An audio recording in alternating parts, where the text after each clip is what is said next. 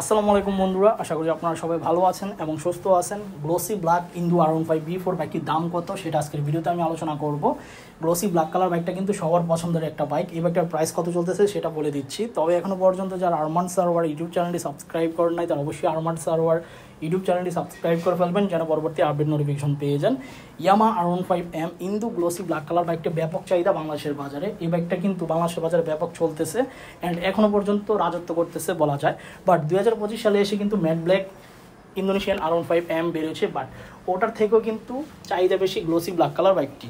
তো এই বাইকটার বর্তমান বাজার মূল্য চলতেছে আপনার 6,20,000 টাকা আস্কিং প্রাইস সারা বাংলাদেশে আনঅফিশিয়াল শোরুমে। আমি সর্বোচ্চ প্রাইস বলেছি, কিছু কিছু শোরুমে আপনার 6 লক্ষ টাকা আবার 6,05,000 টাকাও বলে, যাতে আপনার হতাশ না হন সেই জন্য আমি 6,20,000 টাকা বলেছি।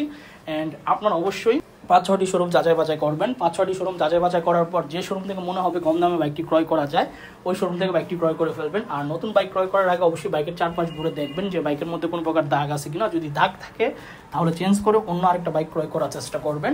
আর আমি সবসময় আপনাদের মাঝে 2-3 মিনিটের ভিতর শর্টকাট করেই আপডেট ইনফরমেশন দেওয়ার চেষ্টা করি। অন্যান্য ভিডিওর মতো বা অন্যান্য চ্যানেলের মতো আমি 8-10 মিনিট ঘুরিয়ে পেঁচিয়ে কথা বলি না, শর্টকাটে আমি আপনাদের মাঝে আপডেট ইনফরমেশন দিয়ে দিই যেন আপনাদের বিরক্ত ফিল না হয়।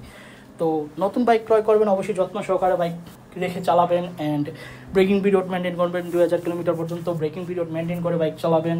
পাশাপাশি গ্লোসি একটা সিরামিক কোটিং আছে, এটা আপনারা ইউজ করতে পারেন পলিশ টাইপের, তাহলে আপনার বাইক অনেক ভালো থাকবে এবং রাস্তায় অনেকটা গ্লেস মারবে এবং ব্র্যান্ড নিউর মতো দেখা যাবে। আর অবশ্যই মান্থলি 2 থেকে 3 বার ওয়াশ করবেন যেন বাইকের কোনো প্রকার কাদা না লেগে থাকে, জং না ধরে।